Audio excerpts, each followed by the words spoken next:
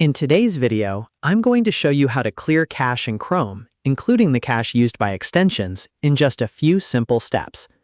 This is a quick fix that can help when an extension is acting up, not loading properly, showing outdated information, or just not working the way it should.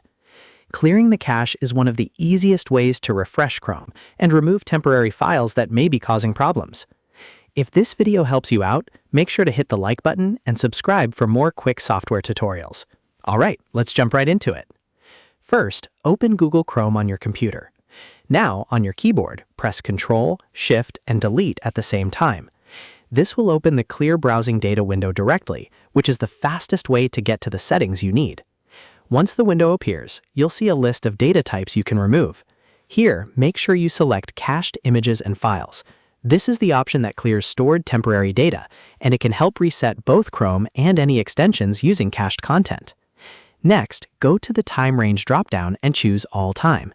This is important because it makes sure you clear everything, not just the recent cache. If you only clear a small time range, the issue may remain, so selecting All Time gives you the cleanest reset. After that, take one more look to make sure Cached Images and Files is checked. If you want to keep your browsing history or cookies, you can leave those unchecked and only remove the cache. Once everything looks right, click Delete Data. Chrome will now clear the cached files from your browser, which can also help clear extension-related cache in many cases. Give it a moment to finish, and once it's done, you can close the window and restart Chrome if needed. After that, try your extension again and see if the issue is fixed.